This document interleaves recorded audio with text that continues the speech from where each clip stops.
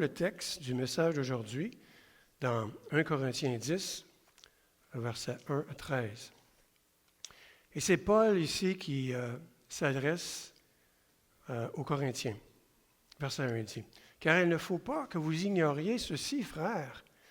Après leur sortie d'Égypte, il parle des Israélites, dans le désert, nos ancêtres ont tous marché sous la conduite de la nuée. Ils ont tous traversé la mer.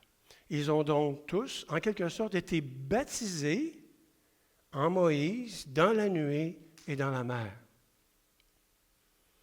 Ils ont tous mangé une même nourriture spirituelle. Ils ont tous bu la même boisson spirituelle, car ils buvaient de l'eau qui jaillissait du rocher spirituel qui les accompagnait. Et ce rocher n'était autre que le Christ lui-même. Au verset 5, « Malgré tout cela, la plupart d'entre eux ne furent pas agréés par Dieu puisqu'ils périrent dans le désert. » Tous ces faits nous servent d'exemple pour nous avertir de ne pas tolérer en nous de mauvais désirs comme auxquels ils ont succombé, ils ont été confrontés. Ne soyez pas idolâtres comme certains d'entre eux l'ont été. Paul continue et dit, « Selon ce que rapportent les Écritures, le peuple s'assit pour manger et pour boire, et ils se levèrent pour se divertir. » Et attention aussi, le mot « divertir » ici, c'est de la débauche. Ne nous laissons pas entraîner à l'immoralité sexuelle comme firent certains d'entre eux, et en un seul jour, il en moururent 23 000. Verset 9. N'essayons pas non plus de forcer la main de Christ, car comme ils firent, certains d'entre eux, pour cela, ils périrent sous la morsure du serpent. Ne vous plaignez pas de votre sort, comme certains d'entre eux l'ont fait, qui tombèrent sous le coup de l'ange exterminateur. Tous ces événements leur sont arrivés pour nous servir d'exemple. Ils ont été mis par écrit pour que nous en tirions instruction, nous qui sommes parvenus au temps de la fin. Au verset 12, c'est pourquoi, si quelqu'un se croit debout, qu'il prenne garde de ne pas tomber. Les tentations qui vous ont essayées sont communes à tous les hommes. D'ailleurs, Dieu est fidèle et il ne permettra pas que vous soyez tentés au-delà de vos forces. Au moment de la tentation, il prépara le moyen d'en sortir pour que vous puissiez résister. Et c'est ce que les Israélites n'ont jamais compris. Ils persistaient à faire leur volonté, même s'ils ont passé à travers la mer Rouge. Donc, voyons d'abord le contexte de 1 Corinthiens 10. L'exemple de l'échec de l'ancien Israël à suivre Dieu que l'on trouve dans ce que nous venons de lire fait partie d'une argumentation de Paul plus large, plus large sur la consommation de viande sacrifiée aux idoles, qui commence dans le chapitre 8, donc 2 chapitres avant le chapitre 10. Comme l'explique Paul au chapitre 8, Paul n'est pas préoccupé par le fait de manger de la nourriture sacrifiée aux idoles. Pourquoi? Car ces idoles sont impuissantes. Elles ne vivent pas. C'est fait de main d'homme. Il s'inquiète plutôt des nouveaux croyants pour qui manger des aliments sacrifiés aux idoles faisait partie de leurs anciens modes de vie et de leur adoration des dieux païens. Et ils étaient en processus de conversion vers le Christ. Le passage fait référence aux membres les plus faibles du corps de Christ, ceux dont la foi et la vie en Christ étaient nouvelles, fragiles et faciles à briser. Paul avait cette inquiétude-là. Donc, Dans 1 Corinthiens 9, un petit peu plus loin, Paul fournit le premier exemple, c'est-à-dire lui-même, pour soutenir que la connaissance et la liberté dans le Christ n'ont pas à être exercées si elles sont préjudiciables ou dommageables envers une autre personne. Je vais m'expliquer tantôt. Donc, Paul fait allusion ici qu'en Christ, il est libre des anciennes pratiques. Paul leur dit qu'en dépit de sa connaissance supérieure, de sa foi et de son expérience spirituelle avec le Christ ressuscité, il était prêt à renoncer aux libertés, à ces libertés dans Christ qu'il avait, afin de ne pas interférer avec le cheminement de foi des nouveaux chrétiens. Dans le texte, Paul répète cet argument selon lequel la connaissance et la liberté en Christ n'ont pas besoin d'être exercées si elles nuisent à la foi d'une autre personne. Un exemple ici. Et là, je vous ramène dans le passé où il y avait des viandes sacrifiées aux idoles. Ça dit ceci, si quelqu'un vous offre de la nourriture, vous n'avez même pas besoin de vous poser une question si vous devez la manger ou pas, ou si elle a été sacrifiée aux idoles, car vous êtes en Christ. Vous êtes en Christ. Vous savez que les idoles n'existent pas. C'est de la pure invention. C'est de la pure invention. Par contre, Paul fait un bémol ici.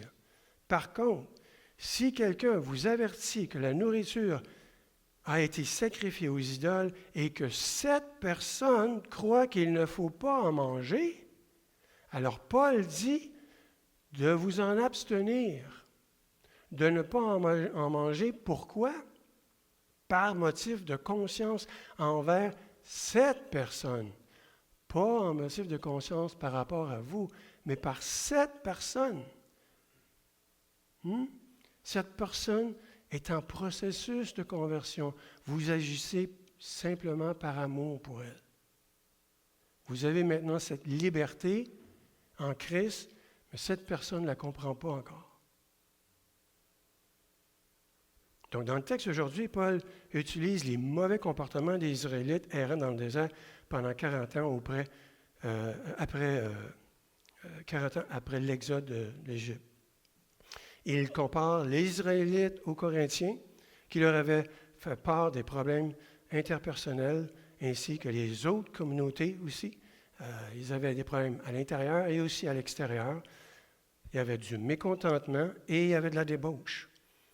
Et ainsi, Paul rappelle aux Corinthiens l'infidélité des Israélites. Pour l'Église de Corinthe, le refus de manger de la viande offerte aux idoles était également lié à une structure de classe romaine en place. Et les auteurs, John Dominic Crossan et Jonathan Reed, écrivent ce qui suit dans leur livre intitulé « À la recherche de Paul, comment l'apôtre de Jésus a opposé l'Empire romain au royaume de Dieu ». Ils disent ceci. La plupart des problèmes à Corinthe provenaient des membres puissants de l'Assemblée. Des personnes importantes qui sont à la fois très bonnes pour aider, soutenir, protéger, mais aussi très mauvaises pour unifier, l'unité du groupe, égalité des frères et sœurs et l'harmonie dans l'Église de Corinthe. Et il continue en disant, ce sont ceux que Paul qualifie de puissants, qui pouvaient porter des disputes financières en dehors de l'Assemblée chrétienne et les amener devant les tribunaux romains, au lieu de traiter ça à l'interne, en tout amour. Donc, ils pouvaient même approuver des mariages entre beau-fils et belle-mère veuve, simplement pour protéger le patrimoine. Et qui pouvaient justifier la participation même de repas, de célébrations dans les temples païens. Les puissants dans l'Église de Corinthe avait cette puissance-là encore, il y avait cette poigne encore sur l'Église. Tous ces problèmes ne concernaient pas seulement leur position au sein de l'Assemblée chrétienne, mais aussi leur contact à l'extérieur de l'Église, leurs amis. Ils avaient des esclaves nouvellement libérés, que l'on appelle les affranchis, ou des clients externes à l'Église. Ils maintenaient leur attachement à du monde à l'extérieur de l'Église. Ces problèmes concernaient surtout les bien nantis de la communauté et non pas les démunis. Dans le chapitre suivant, dans le chapitre 11, Paul corrige l'Église pour son comportement lors du repas du Seigneur. Regardez ce qu'il faisait. Il gardait la nourriture et le vin de meilleure qualité pour ceux qui étaient d'un rang supérieur. Et le vin et la nourriture de qualité inférieure étaient servis à ceux qui avaient un rang social inférieur et ceux qui arrivaient plus tard dans la journée à cause de leur travail. L'Église de Corinthe transformait le sacrement destiné à célébrer la mort de Christ jusqu'à son retour en un autre moyen de maintenir les classes sociales et culturelles en place, même au sein de l'Église qui aurait dû être égale et unifiée en Christ et non soumis à des normes culturelles de l'époque. Souvenez-vous, dans Galates 3, verset 28, nous lisons « Il n'y a donc plus de différence entre les Juifs et les non-Juifs, entre les esclaves et les hommes libres, entre les hommes et les femmes. Unis à Jésus, vous êtes tous un. » Voilà quelque chose que les Corinthiens n'avaient pas compris encore. Donc, le contexte d'aujourd'hui, du texte d'aujourd'hui, que nous venons de décrire, est très important pour comprendre, car sans cette compréhension, ces passages pourraient être manipulés pour utiliser la peur de la punition comme motivation pour l'obéissance. Ce n'est pas le but ici, là. Et cette intention tordue est loin d'être l'argument de Paul ici. Oui, Paul dresse un problème de ce qui s'est passé avec les Israélites, et remarquez qu'à la fin, il dit que si vous demeurez fidèle à Christ, Dieu trouvera le moyen et vous donnera le moyen d'en sortir. Voilà ce que les Israélites ne faisaient pas. Ils persévéraient dans leur volonté de vouloir faire les choses à leur guise et à leur temps, au lieu d'attendre que Dieu intervienne en son temps. Donc voilà pour le contexte de 1 Corinthiens 10, versets 1 à 13. Maintenant, on va regarder rapidement 2 points. L'avertissement et l'encouragement que l'on trouve dans le même texte. Donc le premier point, Paul fait une mise en garde contre l'arrogance. On a vu le lion qui était arrogant tantôt. L'arrogance. Donc, débutons par une parole de sagesse dans l'Ecclésiaste.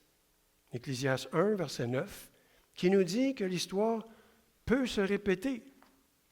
Et vous le connaissez très bien, ce verset-là. Ce qui a été, c'est ce qui sera. Et si ce qui se fait, c'est ce qui se fera. Il n'y a rien de nouveau sous le soleil. Ce que les hommes faisaient dans le temps, les hommes vont le faire aujourd'hui. Vouloir faire ce que l'on veut n'est pas nouveau, frères et sœurs. Et il existe de bonnes raisons pour profiter de la liberté que nous avons en Christ. Toutefois, cette liberté doit être tempérée pour son effet sur la communauté. Le christianisme n'a pas été conçu pour être vécu en solitaire. Il a été conçu pour être vécu en relation avec les frères et sœurs. Non seulement avec le Père, le Fils et le Saint-Esprit, mais aussi avec d'autres personnes. Paul Paul fait remarquer que les anciens Israélites ont participé à une forme de baptême en traversant la mer Rouge et en buvant au rocher spirituel qui le suivait. Et ce rocher, comme je disais tantôt, c'était Christ. Ils ont été témoins du miracle de la mer Rouge, de la manne, de l'eau du rocher, mais cela n'était toujours pas suffisant pour les empêcher de choisir avec arrogance de faire ce qu'ils voulaient. Selon le livre des commentaires de M. Barclay, c'est vers l'histoire que Paul se tourne pour montrer ce qu'il peut arriver aux personnes qui ont bénéficié des plus grands privilèges. Il utilise l'histoire pour montrer que les Israélites ont été bénis et malheureusement, ils n'en ont pas profité. Ils ont voulu faire leur propre volonté. Si les anciens d'Israël pouvaient s'empêtrer dans leur ego orgueilleux, alors les Corinthiens étaient aussi susceptibles de faire la même chose. Et nous aussi. Nous aussi. Il n'y a rien de nouveau sous le soleil. Notez ce qu'écrit le pasteur Scott Housey, un auteur prolifique de plusieurs livres au sujet du comportement des Israélites. Il dit ceci: tout cela est très décevant d'un certain point de vue. Bien sûr, et c'est peut-être la raison pour laquelle ce texte décevant et qui nous donne à réfléchir a été choisi pour la période de préparation à Pâques. Il était assez pénible de voir Israël se fourvoyer encore et encore, mais au moins, on peut se réconforter un peu en se disant que oui, mais bon, ça se passait des siècles avant Jésus-Christ. Et il continue en disant, tout cela est vrai, sauf que l'Église, en général, s'est très souvent montrée tout à fait capable de comportements méprisants. Et la preuve dans le Nouveau Testament est l'Église de Corinthe elle-même. Et le pasteur Housey continue, il dit ceci: nous pourrions souhaiter qu'il n'en soit pas ainsi encore aujourd'hui. Mais presque à tout moment, dans n'importe quelle congrégation chrétienne dans le monde, il y a suffisamment de blessures, suffisamment d'animosité, suffisamment de plaintes contre les prédicateurs, les louanges, le directeur de culte, pour nous dire qu'on n'est jamais très loin d'adopter un mauvais comportement. Je n'applique pas ça à notre dénomination ici, mais il faut faire attention, frères et sœurs, à notre comportement. Donc ça, c'est la fin du commentaire du pasteur Scott Housey. Si on regarde ce qui s'est passé aux États-Unis, l'Évangile a connu son lot de scandales au cours des 50 dernières années. Mais aucun n'est aussi insidieux que leur tendance à considérer que les Américains sont d'abord Américains avant d'être chrétiens. Cela peut conduire à l'idolâtrie, de l'idolâtrie nationale. Et on voit ce vent-là se passer encore aujourd'hui, d'autant plus aujourd'hui. Dans le best-seller du New York Times intitulé « Le royaume, la puissance et la gloire, les évangélistes américains à l'ère de l'extrémiste », l'auteur du livre, M. Tim Alberta, fait une entrevue avec le pasteur de l'État du Michigan, M. Chris Winans. L'Église de M. Winans s'est complètement divisée au sujet du nationalisme chrétien. Et la plupart de ses fidèles ont quitté l'Église pour en rejoindre une autre où la théorie du complot et de la désinformation était servie en guise de sermon. Imaginez.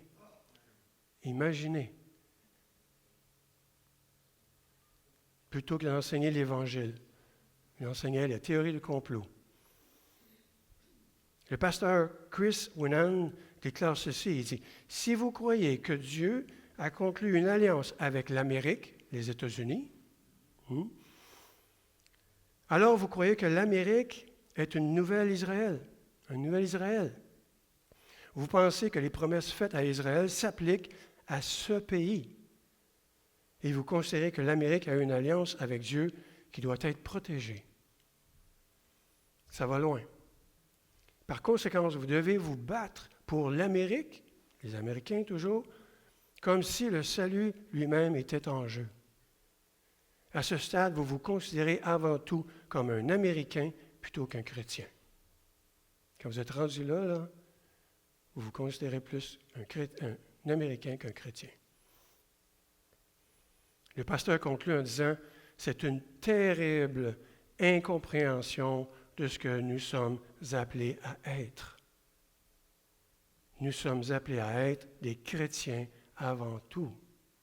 Des chrétiens avant tout.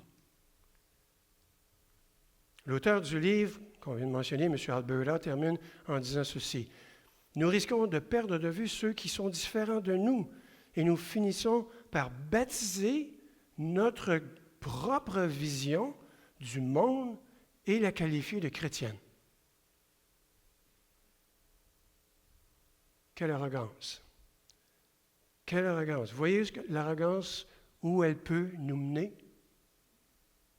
C'est une arrogance envers la grâce que Dieu nous fait.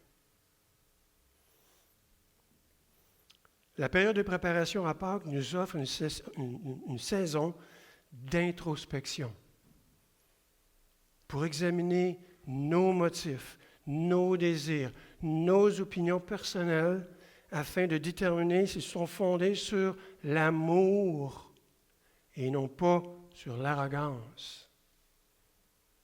On doit faire cette introspection d'ici à Pâques. On termine le premier point avec un commentaire du professeur en théologie, M. Brian J. Whitfield, qui écrit « Nos expressions extérieures d'idolâtrie peuvent différer de celles des Corinthiens, mais nos désirs d'acceptation, de pouvoir, de prestige, de richesse et de puissance nous trahissent toujours. Nous trahissent toujours. Il faut être empreint d'humilité. Donc voilà pour le premier point qui était la mise en garde contre l'arrogance face à Dieu. Le deuxième point, le dernier point, l'encouragement à la vigilance. L'Église du Nouveau Testament avait sa part de problèmes, les mêmes que ceux auxquels nous sommes confrontés aujourd'hui. Il n'y a rien de nouveau sous le soleil.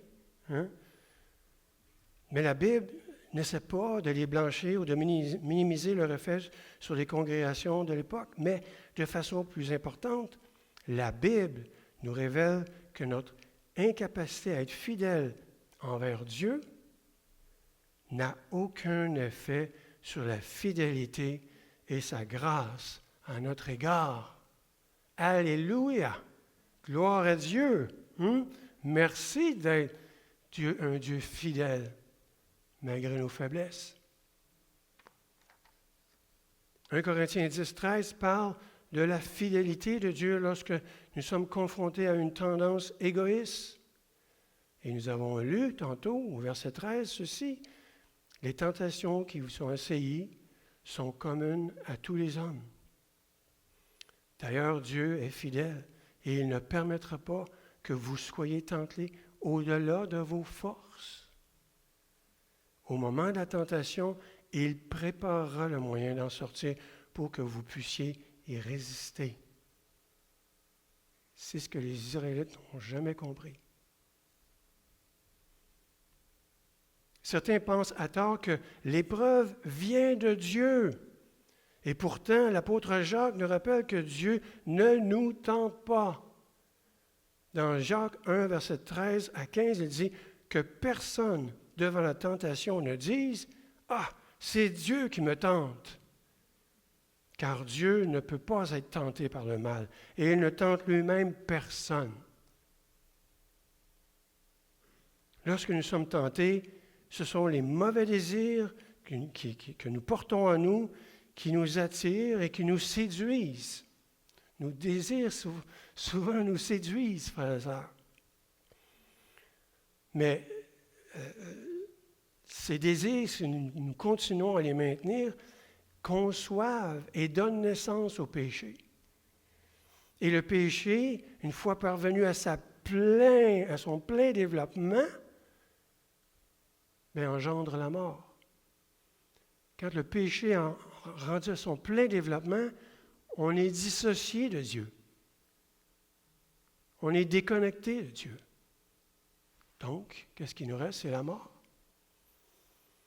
Nous sommes tout à fait capables de nous bercer d'illusions et de croire que nous méritons ce que nous voulons et désirons. Sachant cela nous oblige à nous concentrer sur la connaissance de la parole et l'examen de soi.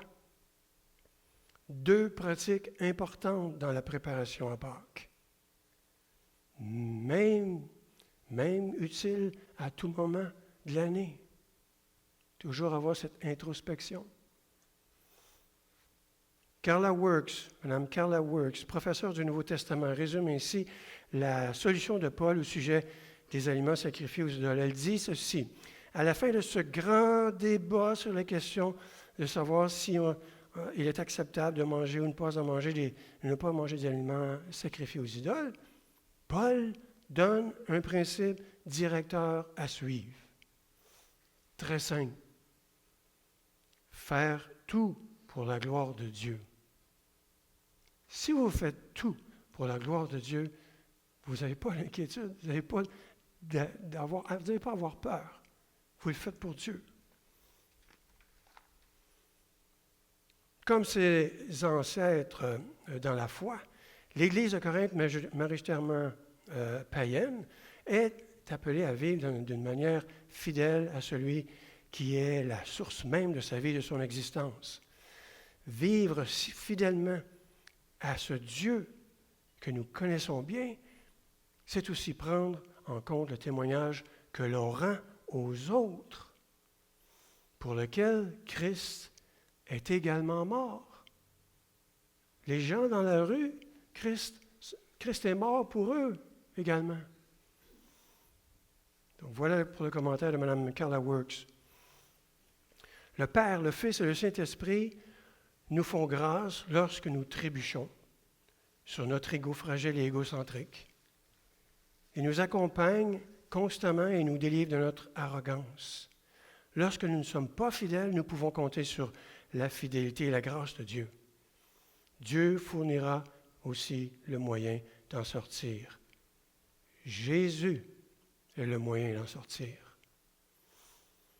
Alors, frères et sœurs, dans le cadre de votre préparation pour Pâques et de votre examen de conscience, demandez-vous s'il vous est arrivé de succomber à l'arrogance. Succomber à l'arrogance et d'offenser d'autres personnes, qu'elles soient croyantes ou non croyantes. Entraînez-vous à reconnaître de tels dérapages en demandant à Dieu un cœur sensible, prompt à reconnaître et à se repentir de l'arrogance et au privilège. Amen.